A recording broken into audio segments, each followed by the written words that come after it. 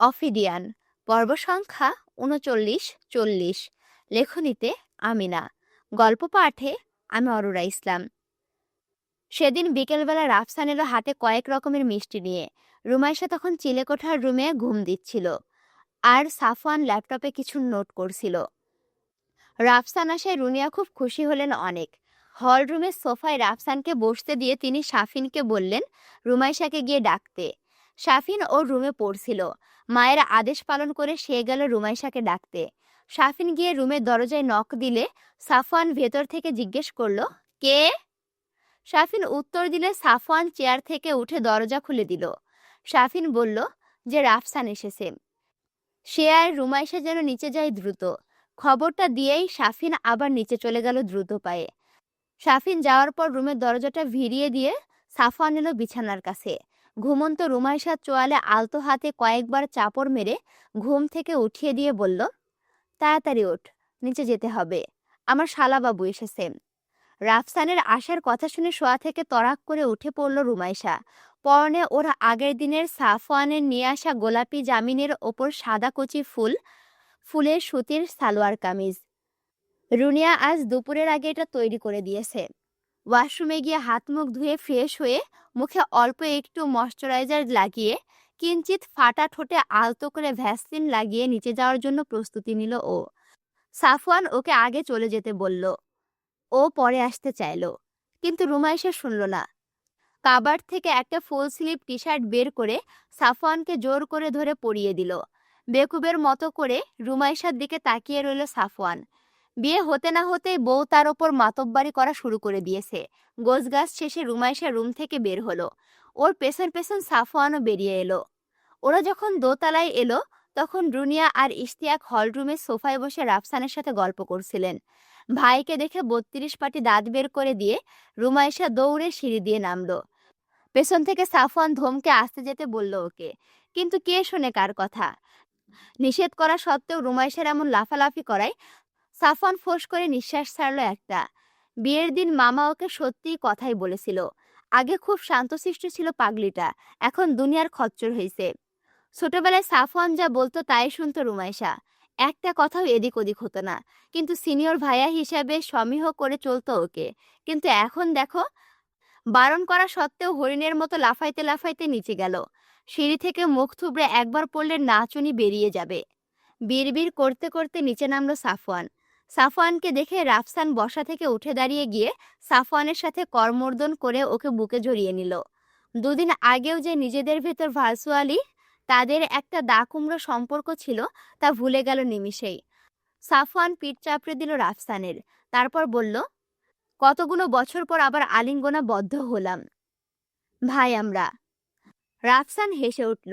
তারপর কোলাকুলি শেষ করে রাফসান দাঁড়িয়ে সাফওয়ানের অপাদমস্তক দেখে নিয়ে 2 হাত দিয়ে রাফসানের পেশিবহুল বাহুদ্বয় শক্ত করে ধরে বলল, ভাই তো পুরাই জনসিনা হয়ে গেছো, করছো কি? তারপর হঠাৎ করে দুজন দুজনের দিকে চমকে তাকিয়ে অদ্ভুত একটা স্টাইলে হ্যান্ডশেক করে ডান হাতের কবজি মুখের সামনে নিয়ে এসে জনসিনা স্টাইলে হাতের আঙুলগুলো সরিয়ে দিয়ে সমস্বরে চিৎকার দিয়ে বলে উঠল, ইউ ক্যান্ট সি মি। তারপর হেসে আবার দুজন দুজনকে বুকে জড়িয়ে নিল। এদের বাচ্চামে কাণ্ড কারখানা দেখে বাকিরা হেসে উঠল। 2 ভাইয়ের সেই আগেকার মতো মোহাব্বত দেখে রুমাইশা খুশি হলো প্রচণ্ড। মন খুলে হাসলো ও আজ অনেকগুলো দিন পর। ওর মনে আছে ছোটবেলায় যখন এ বাড়িতে আসতো ওরা, তখন শুধু একতলা বাড়ি ছিল রুনিয়াদের, সেটাও সাধারণ বাড়ি। নতুন করে বাড়ি করেছে ইশতিয়াক, বছর 10 হলো। ইশতিয়াক করেছে বললে ভুল হবে, বেশিরভাগ অর্থই সাফওয়ানি দিয়েছে। তখনকার একতলা বাড়িটার গেস্ট রুমে একটা সাদা কালো টেলিভিশন রাখা ছিল। সেখানে সুযোগ পেলে WWE এর সিডি প্লেয়ার প্লে করতো ওরা। তারপর বিছানার ওপর সাফওয়ান আর রাফসান মিলে কুস্তিগিরি করত। রেফারি হতো রুমাইশা। যদিও মাঝে মাঝে রেফারির গায়ে 2-1টা ছুটা আঘাত লেগে যেত ভুলবশত, তখন রেফারি আকাশ বাতাস কাঁপিয়ে চিৎকার দিয়ে কাঁদত। আর এই দুজন নিষ্পাপ প্রতিযোগী তখন নিজেদের কুস্তিগিরি রেখে রেফারির সেবা যত্নে লেগে পড়ত। ছোটবেলায় স্মৃতিচারণ করে নিজের অজান্তে হেসে উঠল রুমাইশা। ওরা সবাই মিলে গল্প করলো অনেকক্ষণ। কিছুক্ষণ পর শাফিন ও এসে যোগ দিল ওদের সাথে। অতঃপর মাগরিবের আজান দিলে সবাই আসর ছেড়ে উঠল সবাই। রাফসান রাতটা এখানে থাকবে বলে সিদ্ধান্ত নিয়েছে। কিন্তু আজ ওরা প্ল্যান করলো ৪ জন একসাথে ঘুমাবে ছাদের ওপর বিছানা পেতে। অনেক অনেক দিন থাকা হয় না আগের মতো করে, আর সাফিনের তো সুযোগই হয় না। রাফসানরা ছত্রভঙ্গ হয়ে যাওয়ার সময় ওর বয়স ছিল ৬-৭ মাস। সে সময় মায়ের কোলে থাকা হতো ওর। আজকের এই ঘটনা ওর জন্য সম্পূর্ণ নতুন, তাই ও একটু বেশি এক্সাইটেড। রাতে খাওয়ার পর ওরা সবাই বিছানাপত্র, বালিশ, কাঁথা নিয়ে চলে এলো ছাদে। আকাশ পরিষ্কার, মেঘের একটা কুচিও নেই। কিন্তু তারপরও মেঘের মুড সুইং এর কথা চিন্তা করে ওরা ভেবে নিল যে যদি বৃষ্টি আসে তাহলে ওরা সাফওয়ানের রুমে চলে যাবে। রুমাইশা ছাদের ওপর পাটি পেতে তার ওপর একটা লম্বা তোশক বিছিয়ে দিল। এরপর তার ওপর বেডশিট পেতে বালিশগুলো সুন্দর করে পেতে রাখলো। সাফওয়ান হাতে হাতে সাহায্য করলো ওকে। রুমটা গুছিয়ে রেখে এলো যেন বৃষ্টি আসলে রুমে গিয়ে শুয়ে পড়তে পারে, কষ্ট না করতে হয় বেশি। তারপর সব গোছগাছ শেষে বিছানার বাম পাশে শুয়ে পড়ল সাফিন, তারপর রাফসান। রাফসানের পাশে সাফওয়ান শুয়ে পড়ল, আর সাফওয়ানের পাশে বিছানার ডান দিকে রুমাইশা। ঘুমানোর আগ পর্যন্ত ওরা ওদের ছোটবেলার স্মৃতিচারণ করলো। ওরা কেমন দুষ্টুমি করত, জঙ্গলের ভেতরে ডোবায় গিয়ে কিভাবে হুটোপুটি করে আসতো, তারপর আবার রুনিয়ার হাতে মার খেত। সাফওয়ান কাকে কাকে রুমাইশার জন্য বেদম মার দিয়েছিল, কাকে কাকে কি শাস্তি দিয়েছিল, আর তারপর সেই বিভীষিকাময় দিনটার গল্প, যে দিনটাতে ওদের সবার ভেতরকার বন্ধনচ্যুতি ঘটেছিল।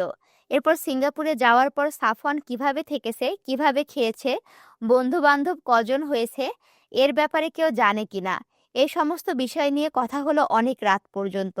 গল্প শুনতে শুনতে সাফিন আর রুমাইশা দুজনে একসময় ঘুমিয়ে গেল। জেগে রইল শুধু সাফওয়ান আর রাফসান। সাফিন আর রুমাইশার নিঃশ্বাস ঘন হয়ে যেতেই উঠে বসলো ওরা দুজন। তারপর ছাদের অন্য কোনায় গিয়ে রেলিংয়ের ওপর বসলো। দুজনে নীরব রইল খানিকক্ষণ সময়। নীরবতা ভেঙে রাফসান বলে উঠল, তোমার দ্রুতই কিছু একটা করা দরকার ভাই, নইলে ওরা যেভাবে তোমার পিছনে লেগে আছে, কখন না জানি এই বাড়িতে চলে আসে, তখন সবারই লাইফ রিস্ক হয়ে যাবে। সাফওয়ানের চেহারায় চিন্তার ছাপ ফুটে উঠল। তির্যক হয়ে গেল চোখের চাহনি। ভ্রু দুটা কুঁচকে গেল ওর। মাথা নাড়িয়ে বলল, ওরা বিডিতে এসে পৌঁছেছে গতকাল রাত ২টায়। তখন খবর পেয়েছি আমি। এখন ওরা আমাকে তন্ন তন্ন করে খুঁজবে, কিন্তু আমি সব ব্যবস্থা করে রেখেছি।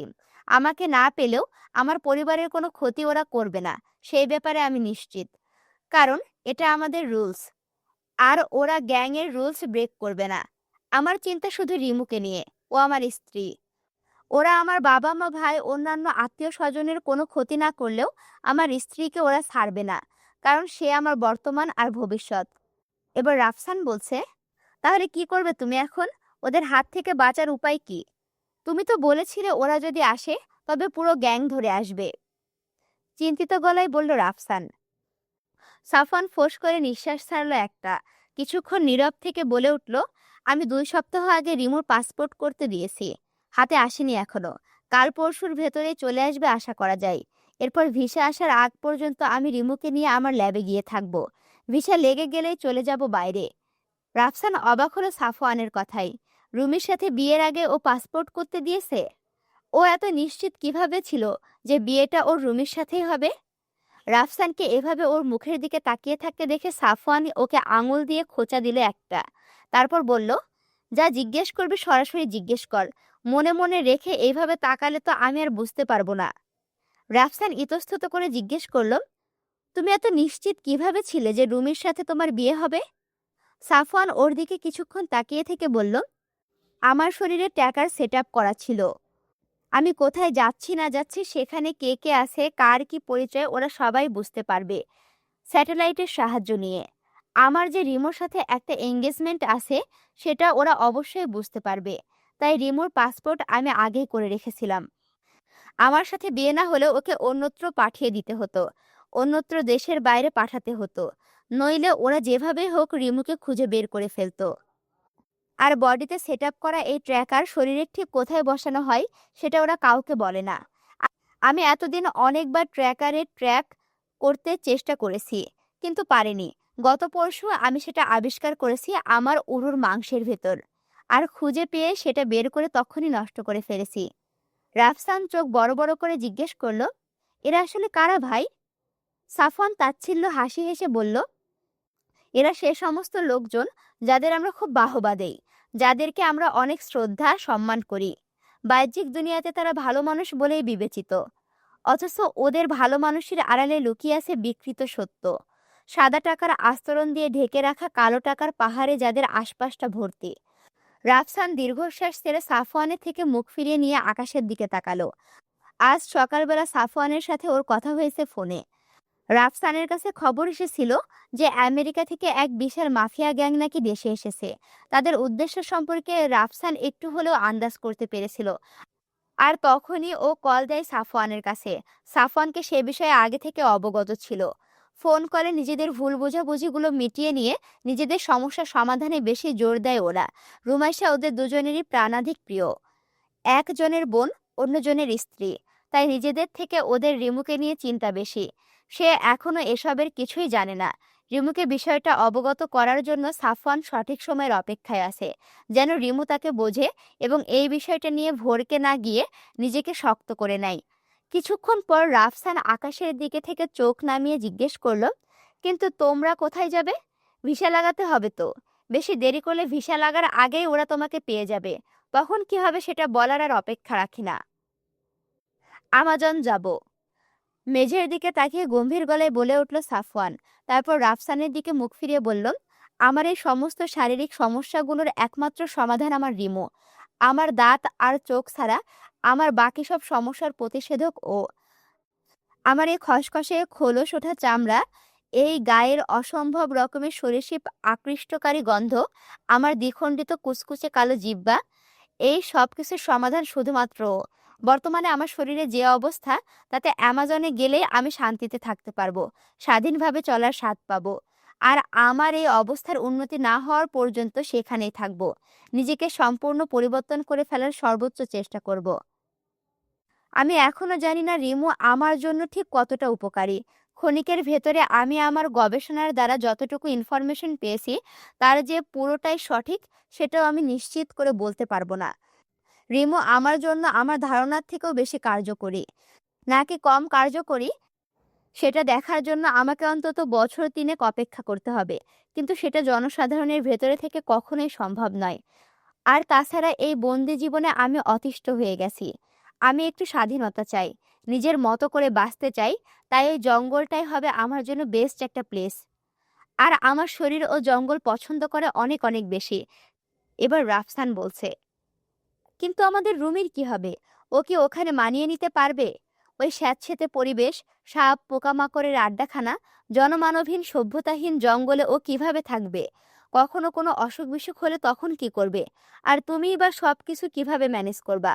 একটা টিকটিকি দেখলে ও দৌড়ে পালায়, আর বিছা দেখলে তো ভাত খেতে চায় না, সারাদিন ঘেন্নায়। ও কিভাবে থাকবে ওই রকম পরিবেশে? রাফসান কিছুটা রুক্ষ কিন্তু চিন্তিত স্বরে বলল। সাফওয়ান ফোঁস করে একটা নিঃশ্বাস ছাড়ল। তারপর বলল, চিন্তা করিস না, আমাজনে আমি 2 বছর থেকেছি, সম্পূর্ণ একা। আর ওই 2 বছর ছিল আমার জীবনের শ্রেষ্ঠ সময়। ওরকম স্বাধীনতা আমি আমার জীবনে কখনো অনুভব করিনি। আমাজনের সীমান্ত থেকে 30,000 কিলোমিটার ভেতরে গিয়ে একটা নদী আছে। ওই নদীর নাম আমি দিয়েছি বিভীষিকা, কারণ বিভীষিকার মতোই তার রূপ। আজ পর্যন্ত কোনো সভ্যতা সেখানে পা রাখেনি। অদ্ভুত সব জীবজন্তু দিয়ে পরিপূর্ণ সে এলাকা। ওইখানে নদী থেকে কয়েকশো গজ দূরে আমি নিজের হাতে একটা কুঁড়েঘর বানিয়েছিলাম, মাটি থেকে 30 হাত ওপরে। বলতে গেলে গাছের ডালে পাখির বাসার মতো। গত 2 বছরে সেখানে থাকার মতো সুন্দর একটা পরিবেশ সৃষ্টি করে ফেলেছিলাম আমি। সেটা এখন থেকে 3 বছর আগে। ওই এরিয়ার প্রতিটা স্থান আমার নখদর্পণে। হয়তো বহুদিন পর গেলে একটু দিগ্ভ্রান্ত হতে হবে, কিন্তু সেটা ঠিক হয়ে যাবে কয়েকদিনের ভেতরেই। হয়তো এতদিনে সেই সিমসাম জায়গাটা আবার মশে ভর্তি হয়ে গেছে, পোকামাকড় এসে ঘর পাতিয়েছে সেখানে। আগাছাই হয়তো এখন সে জায়গায় আবার পরিপূর্ণ হয়ে গেছে। আমি আমাজনে যাওয়ার পর রিমুকে নিয়ে সেখানেই যাব। নিজেদের মতো করে আবার নতুন করে সাজিয়ে গুছিয়ে নেব সব। রিমুর কোনো অসুবিধা হবে না আমি থাকতে। ওর নিরাপত্তাই আমার first concern, first priority. Rafsan কি বলবে ভেবে পেল না। এমন সভ্যতাহীন অঞ্চলে তারা আদরের বোনকে গিয়ে থাকতে হবে, বুনো বাঘভাল্লুকের সাথে লড়াই করতে হবে ভাবলেই ওর শরীরের ভেতরে কাটা দিচ্ছে। কিন্তু এখন ওর আর কিছু করার নেই। রুমি এখন সাফওয়ানের স্ত্রী। সাফওয়ান যেখানে থাকবে রুমিকেও সেখানে থাকতে হবে। আর সাফওয়ানের মতো দায়িত্বশীল পুরুষ যে রুমাইশার কোনো অযত্ন করবে না সেটাও রাফসান জানে, কিন্তু নিজের মনকে বোঝাতে পারছে না ও।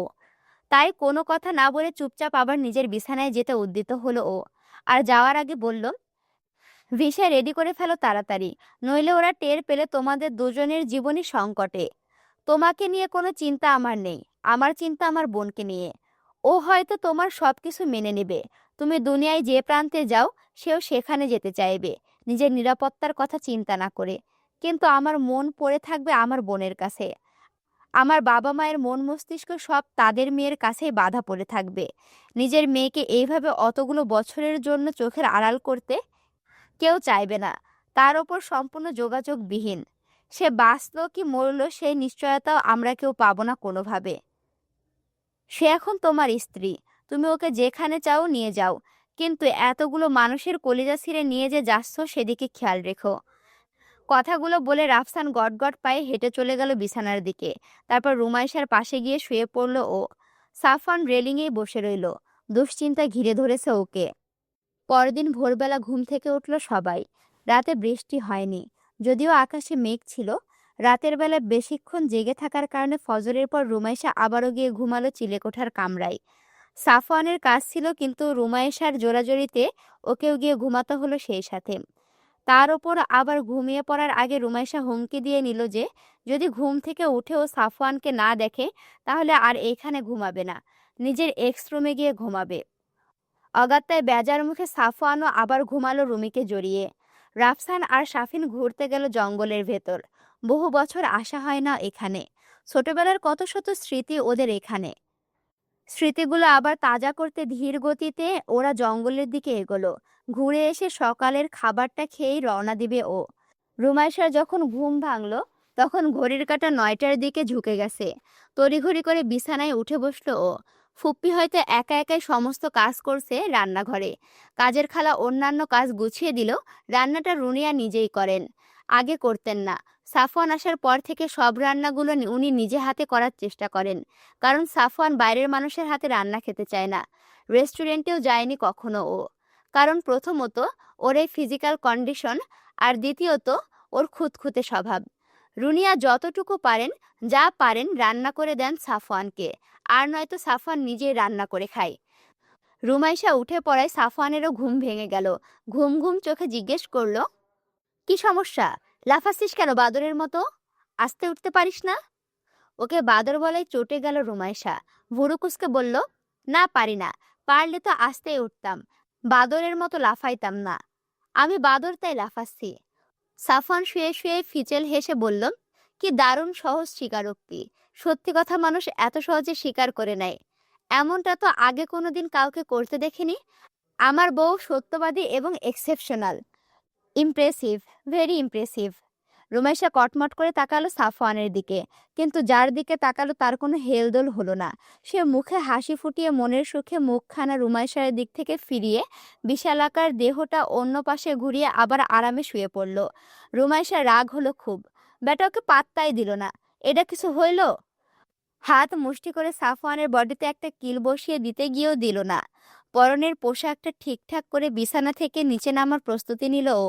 তখনই সাফওয়ান এদিক ফিরে খপ করে ওর হাতটা ধরে ফেলল।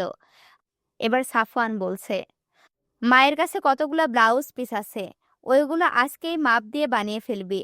ফুল স্লিভ হতে হবে, পিঠে কোনো আবরণ থাকবে না, শুধু 2টা ফিতা থাকবে, বড় মাপের গোল গলা হতে হবে, আর কোমরের পুরোটা অনাবৃত থাকা লাগবে। মনে থাকে যেন। রুমাইশা মুখ বেঁকিয়ে হাত গুটিয়ে ছাড়িয়ে নিল। তারপর বিছানা থেকে নামতে নামতে বিড়বিড় করে বলল, ডিমান্ড কত ব্যাটার? তারপর হেঁটে রুম থেকে বের হতে হতে জোরে বলে উঠল, ঠিক আছে, ভেবে দেখব। রুমাইশার মুখ বাঁকানোটা বেশ লাগলো সাফওয়ানের। হেসে উঠল ও। রুমাইশা বাইরে চলে যাওয়ার পর নিজে কয়েকবার রুমের মতো করে মুখ বাঁকানোর চেষ্টা চালালো, কিন্তু হলো না। নারী জাতির কাছে হার মেনে সাফওয়ান আবারও ঘুরে শুয়ে পড়ল। আপাতত বিছানা ছাড়ার কোনো ইচ্ছে নেই ওর, শুধু বউটা নেই বলে একটু ফাঁকা ফাঁকা লাগছে। পাশ থেকে কোলবালিশটা টেনে নিয়ে বউয়ের অভাবটা সামান্য পরিমাণ কমিয়ে নেওয়ার চেষ্টা করলো, কিন্তু ব্যর্থ হলো। মধ্যরাত পার হয়েছে। নিশাচর প্রাণীগুলো ব্যতীত বাকি সবাই গভীর ঘুমে আচ্ছন্ন। থেকে থেকে দূরে কোথাও হুতম প্যাঁচার ডাক শোনা যাচ্ছে। কাউক পাখি থেকে থেকে ডেকে উঠছে সেগুন গাছের ঘন পাতাওয়ালা ডালটা থেকে। চিলেকোঠার রুমটাতে সাফওয়ানের বুকের সাথে লেপ্টে গুটিসুটি মেরে শুয়ে আছে রুমাইশা। দুজনে গম্ভীর ঘুমে আচ্ছন্ন। রুমাইশা নড়ে উঠছে মাঝে মাঝে। ঘুমটা ওর এখনো গাঢ় হয়ে ওঠেনি। খানিকক্ষণ পর রুমাইশার নড়াচড়া স্থিমিত হয়ে এলো কিছুটা। ঠিক এমন সময় আকস্মিকভাবে ঘুম ছুটে গেল সাফওয়ানের। ঘুম ভেঙে হাঁপাতে শুরু করলো ও।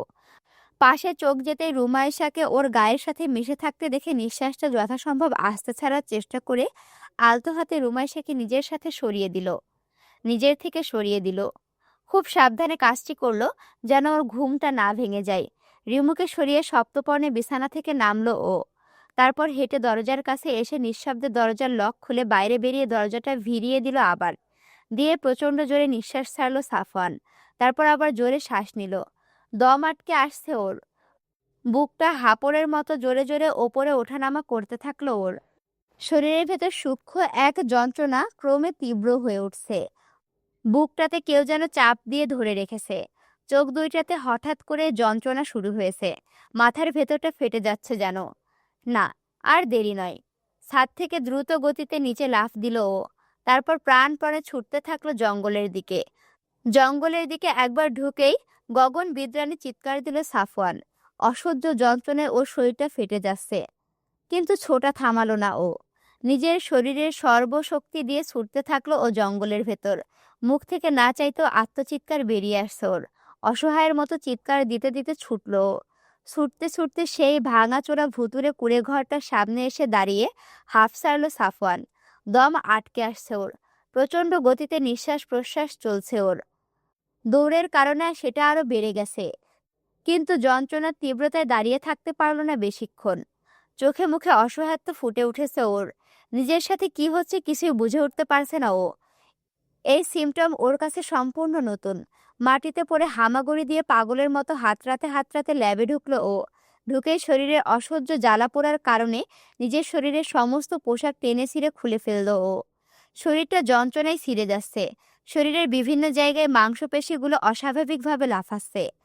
হাত পাগুলো হঠাৎ করে কষতে শুরু করলো সাফওয়ানের। কষে সেগুলো কুঁকড়ে যেতে লাগলো। সেই সাথে অসম্ভব যন্ত্রণায় নীল হয়ে এলো সাফওয়ানের মুখটা। গগন বিদারী চিৎকার দিল ও আবার।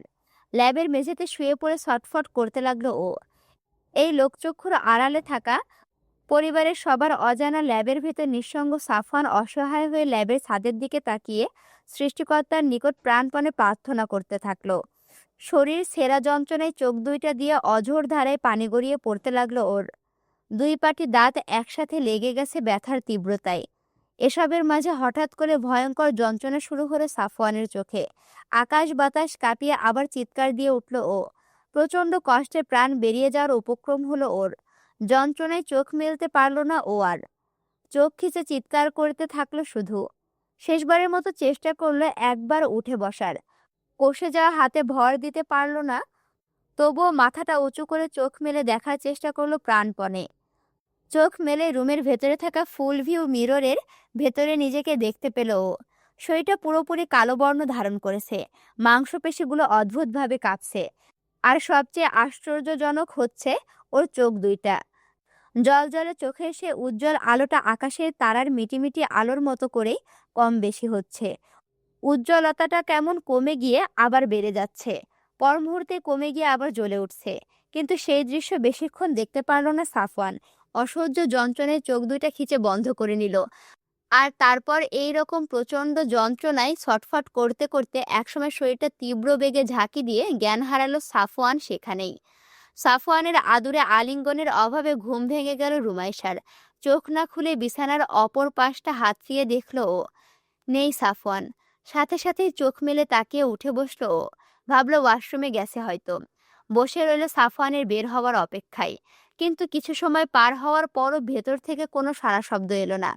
তক্ষুনি উত্তর দিক থেকে হাওয়ায় ভেসে এলো কারো গগন বিদ্রাণী চিৎকারের ক্ষীণ শব্দ। ঘুম ঘুম ভাবটা একেবারে ছুটে গেল রুমাইশার। তৎক্ষণাৎ বিছানা থেকে নেমে ওয়াশরুমের দরজার কাছে গেল ও। কিন্তু সেটা তো বাইরে থেকেই লক করা। বুকের ভেতর কেঁপে উঠল রুমাইশার। সাহস না হারিয়ে দরজা খুলে খোলা ছাদটা চেক করতে গেল ও। যদি সাফওয়ানকে সেখানে পায় সে আশায়। দরজার কাছে গিয়ে দরজার লকটা খোলা দেখলো ও। তড়িৎ গতিতে রুম থেকে বের হয়ে ছাদের এ মাথা থেকে ও মাথা হন্য হয়ে খুঁজলো সাফওয়ানকে। না, নেই সাফওয়ান, কোথাও নেই। পায়ের তলা থেকে যেন মাটি সরে গেল ওর। তক্ষুনি জঙ্গলের ভেতর থেকে কারো আর্তচিৎকার ভেসে এলো আবারও। অসহ্য যন্ত্রণায় কাতর হয়ে কেউ জঙ্গলটাকে কাঁপিয়ে তুলছে তার তীব্র চিৎকারে। সেটা যে সাফওয়ানেরই প্রবল বেদনার চিৎকার তা বুঝতে আর বাকি রইল না রুমাইশার। হতভম্ব হয়ে ছাদের মেঝেতে হাঁটু ভেঙে বসে পড়ল ও। অসহায় চোখে একবার তাকালো ও জঙ্গলের দিকে। চোখ থেকে নিজের অজান্তেই পানি গড়িয়ে পড়তে লাগলো ওর। কিন্তু এইভাবে ওর বসে থাকলে চলবে না। মেঝে থেকে উঠে দ্রুত গতিতে রুমে গেল ও। তারপর সাফিনের ফোনে কল করলো। গলা ঝেড়ে নিজেকে স্বাভাবিক করে নিল রুমাইশা। কয়েকবার রিং হওয়ার পর কল রিসিভ করলো সাফিন। ঘুম ঘুম গলায় কে জিজ্ঞেস করতেই রুমাইশা বলে উঠল, আমি রুমি বলছি সাফিন। এত রাতে রুমির কল পেয়ে সাফিন উঠে বসলো। উদ্বিগ্ন কণ্ঠে জিজ্ঞেস করলো, কোনো সমস্যা হয়েছে আপু? ঠিক আছো তুমি? রুমাইশা নিজেকে স্বাভাবিক রাখার চেষ্টা করে দ্রুত স্বরে উৎকণ্ঠা নিয়ে বলল, তোর ভাই রুমে নেই। ওয়াশরুমে ছাদে সব চেক করেছি, কোথাও নেই ও। জঙ্গলের ভেতর থেকে আমি কারো চিৎকার শুনছি পরপর 2 বার। আমার মনে হয় ওইটা তোর ভাইয়েরই চিৎকার। মনে হয় না, আমি নিশ্চিত। শাফিন রুমাইশাকে শান্ত করার উদ্দেশ্যে বলল, হয়তো ভাইয়ের কোনো কাজ আছে, তাই গিয়েছে জঙ্গলে। রুমাইশা প্রতিবাদ করে কান্না মেশা গলায় বলল, কাজ থাকলে ও চিৎকার করবে কেন? আমি স্পষ্ট শুনছি যন্ত্রণায় চিৎকার করছে ও। আমি এখানে থাকতে পারছি না আর। আমি জঙ্গলে যাব, ওর কাছে। তুই আমাকে নিয়ে চল। শাফিন কি বলবে ভেবে পেল না।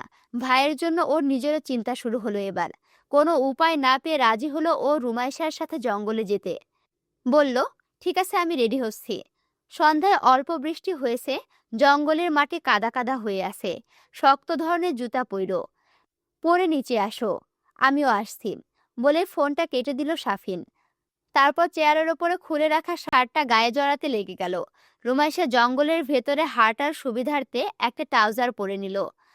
আর তার ওপর পরলো সাফওয়ানের একটা টি শার্ট। ওরগুলো সব বাড়িতে।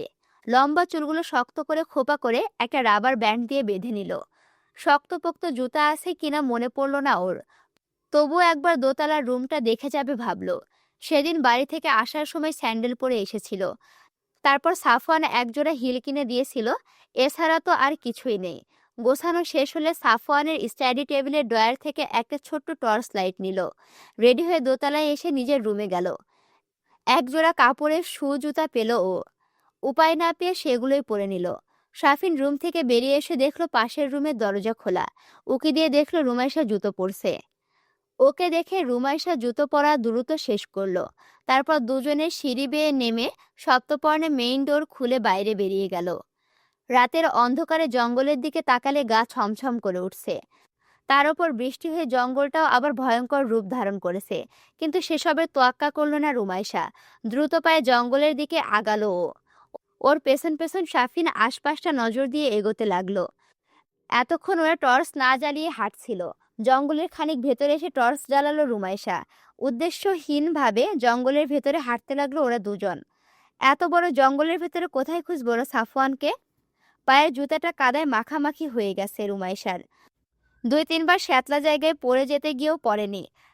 ট্রাউজারের নিচের দিকটায় কাদার ছিটায় পরিপূর্ণ হয়ে গেছে। সেসবের দিকে একদম ধ্যান নেই রুমাইশার। চোখ দুইটা ওর সামনের দিকে। অধীর হয়ে খুঁজছে ওর প্রাণপ্রিয় স্বামীকে। হাঁটতে হাঁটতে হঠাৎ রুমাইশা বামের দিকে মোড় নিতে গেলে শাফিন পেছন থেকে বলে উঠল, ওদিকে না আপু, ডান দিকে। রুমাইশা চকিত পেছন ফিরে বিস্মিত গলায় বলল, তুই কিভাবে জানিস? শাফিন ইতস্তত করে বলল, আমি একদিন গিয়েছিলাম ভাইয়ের পেছন পেছন। ভাইয়া আসলে কোথায় যায় দেখতে। জঙ্গলের অনেক ভেতরে গিয়ে একটা কুঁড়ে ঘর আছে। ভাইয়া ওর ভেতরেই যায়। গিয়ে কোথায় যায় তা অবশ্য আমি জানি না। ওইটা একটা ভাঙা ঘর, ভুতুড়ে দেখতে, আর অনেক ছোট। আমার ধারণা ভাইয়া ওইখানেই আছে। রুমাইশা কিছুক্ষণ চুপ থেকে শাফিনকে রাস্তা দেখিয়ে নিয়ে যেতে বলল। শাফিন এবার রুমাইশার সামনে গিয়ে পথ দেখিয়ে নিয়ে যেতে থাকলো ওকে। খানিক পথ যাওয়ার পর শাফিনের চোখে পড়ল কারো পায়ের ছাপ। জায়গাটা একটু বেশি কাদামাক্ত থাকায় পায়ের ছাপটা গভীরে বসে গেছে। শাফিন রুমাইশাকে দেখালো সেটা। রুমাইশা তির্যক চোখে সামনে তাকিয়ে রাস্তাটা দেখলো। সরু একটা রাস্তা চলে গেছে যেন। অন্য জায়গার তুলনায় এইখানের ঘাস ঝোপঝাড় কম। কাদামাটিতে কেঁচো, জোক, বিছা সহ অন্যান্য পোকামাকড় অবাধে বিচরণ করছে। অন্য সময় হলে রুমাইশা ভয়ে আর ঘেন্নায় চিৎকার দিয়ে বাড়ি কাঁপিয়ে তুলত, কিন্তু এখন সেসব সহস্রপদী পানির দিকে একদমই খেয়াল নেই ওর। সেসব ছোট ছোট ঘৃণিত প্রাণীকে পায়ে মারিয়ে দ্রুত পায়ে হেঁটে যেতে লাগলো ও সাফিনের পেছন পেছন।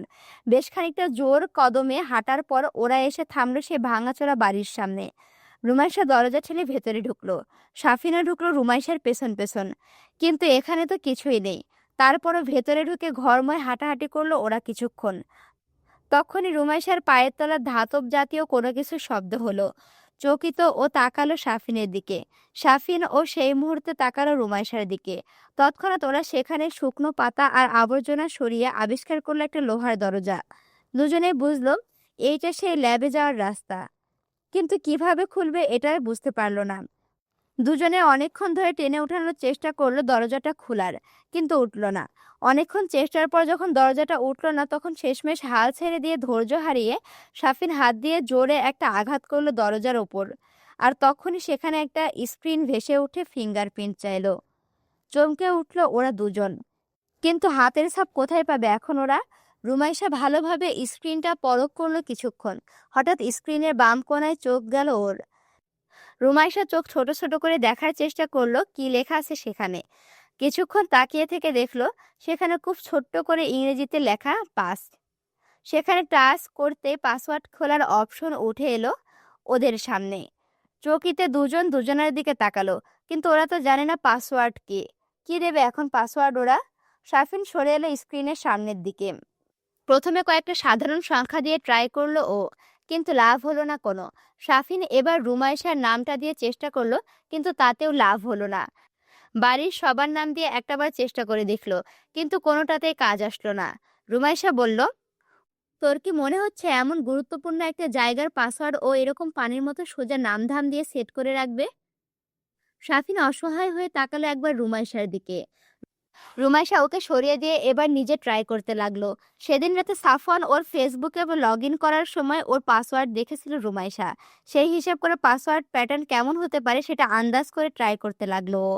বেশ কয়েকবার বিভিন্নভাবে ট্রাই করার পর যখন ও খুললো না, তখন হাল ছেড়ে দিয়ে মাটিতে বসে পড়লো ও নিজেই। মুখে হাত দিয়ে ভাবতে লাগলো কি করবে এখন।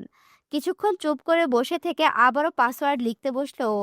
একে একে যতগুলো আইডিয়া মাথায় আসে ওর সবগুলো ট্রাই করলো, কিন্তু খুলতে পারলো না। শেষে টাচ স্ক্রিন দিয়ে ওদেরকে দেখে ওয়ার্নিং দিল যে আর 5বার ভুল পাসওয়ার্ড দিলেই স্ক্রিন লক হয়ে যাবে, আর পাসওয়ার্ড দিতে পারবে না ওরা। রুমাইশা অসহায় চোখে একবার সাফিনের দিকে দেখলো। সাফিনও একইভাবে তাকিয়ে আছে ওর দিকে। রুমাইশা দমে গেল না, আবারও পাসওয়ার্ড দেওয়ার চেষ্টা করলো ও, কিন্তু পরপর 2বার চেষ্টা করার পরও খুলতে পারলো না ও। তারপর নিরুপায় হয়ে চোখ দুটো বন্ধ করে বসে রইল সে কিছুক্ষণ। আর সামনে আগাবে কিনা সেটাই ভাবতে লাগলো বসে।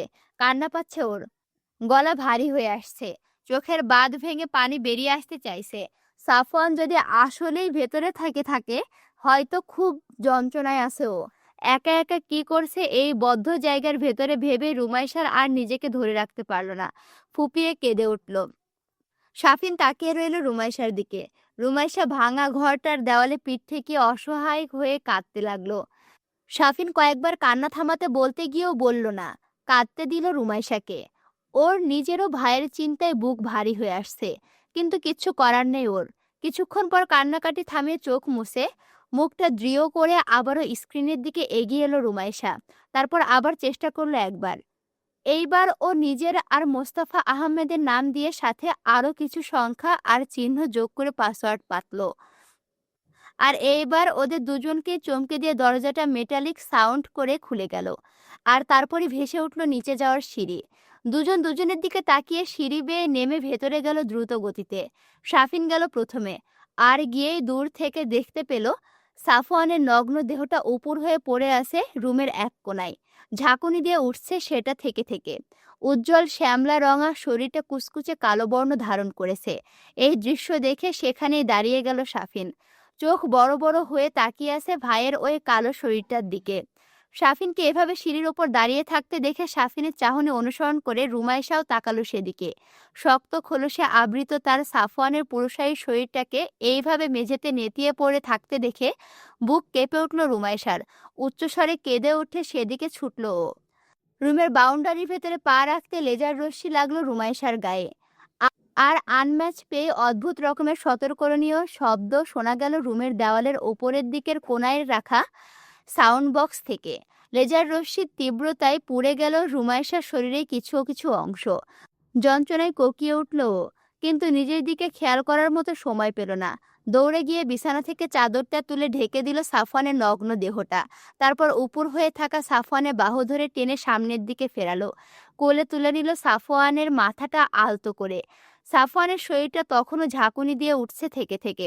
শরীরের মাংসপেশিগুলো অদ্ভুতভাবে লাফাচ্ছে। হাত পা কষছে ওর এখনো। চোয়াল শক্ত হয়ে আছে। মুখের ওপর অসহ্য যন্ত্রণার ছাপ স্পষ্ট হয়ে আছে।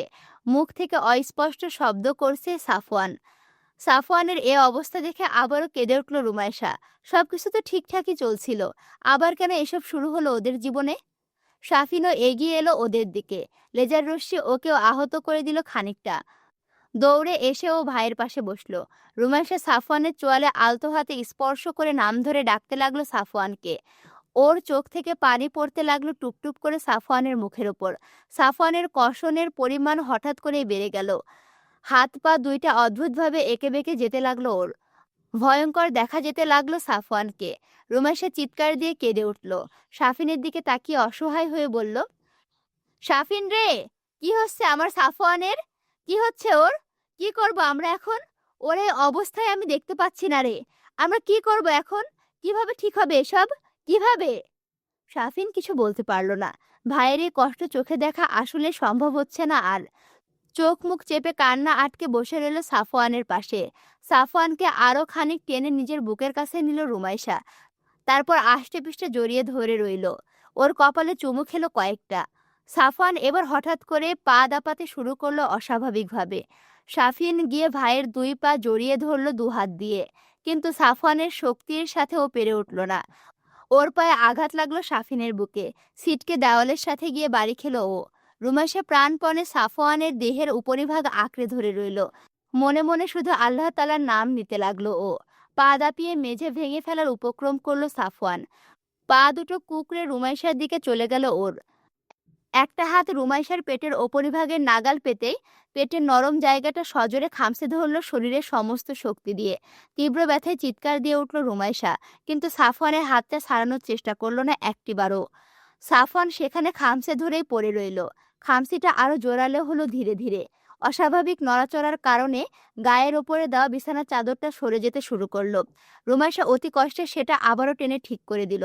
শাফিন ধীরে ধীরে আবারও এগিয়ে এলো সাফওয়ানের দিকে।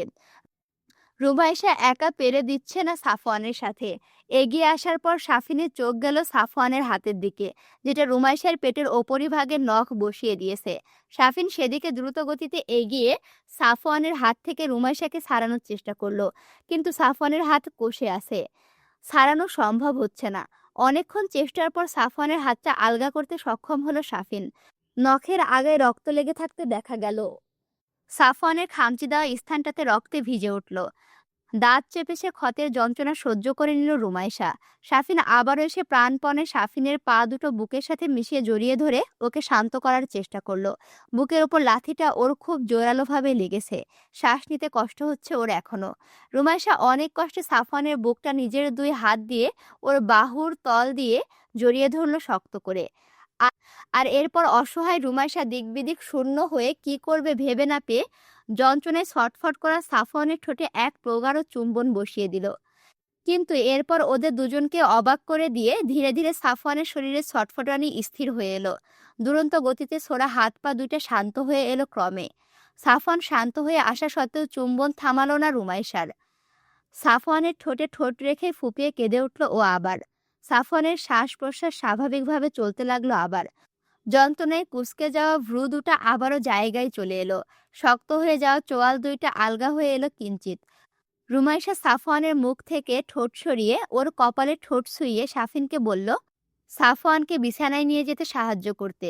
তারপর দুজনে মিলে সাফওয়ানের বিশাল শরীরটাকে কোনো রকমে টেনে নিয়ে বিছানায় উঠল। সাফওয়ানকে বিছানায় উঠিয়ে রুমাইশা শাফিনকে বলল বাড়িতে ফিরে যেতে, ওর সাফওয়ানের সাথে এখানেই থাকবে। আর সাফওয়ানের এমন অসুস্থতার কথা বাড়ির কাউকে জানাতে বারণ করে দিল। শাফিন সম্মতি জানিয়ে বেরিয়ে এলো সেখান থেকে। কুঁড়ে ঘরের বাইরে বেরিয়ে ক্লান্ত শরীরটা নিয়ে হেঁটে হেঁটে বাড়ির দিকে এগোলো ও। সাফওয়ান এখন ঘুমিয়ে আছে স্বাভাবিকভাবে। গায়ের কালো বর্ণটা অনেকটাই স্বাভাবিক হয়ে এসেছে। ঝাঁকুনিও বন্ধ হয়ে গেছে।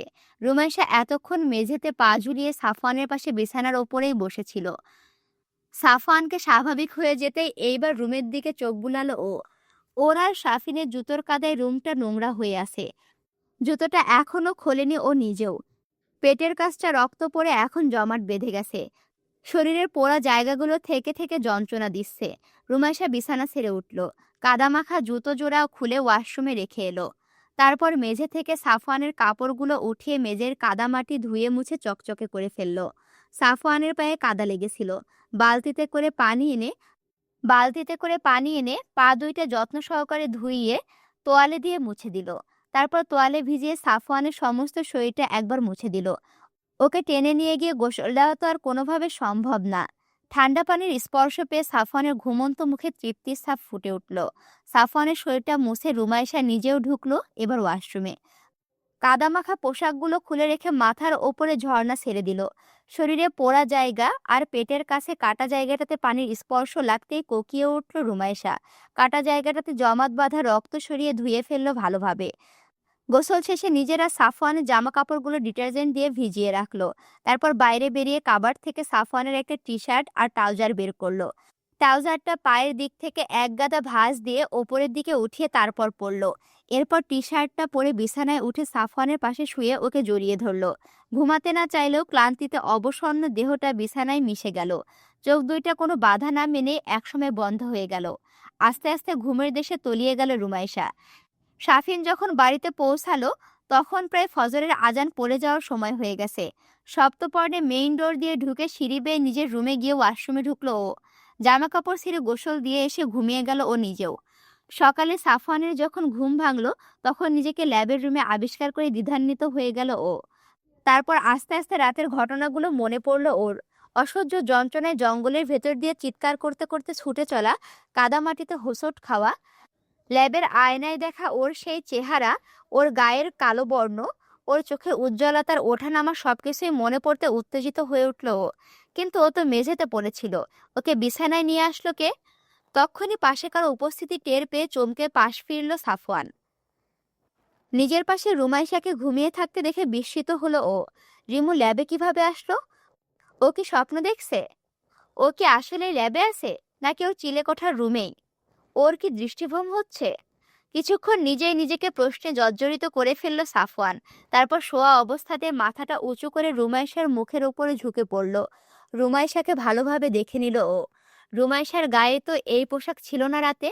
এগুলো তো ওর নিজের পোশাক। রুমাইশার চুলগুলোও তো ভেজা। ভুরু কুঁচকে ভাবতে লাগলো ও।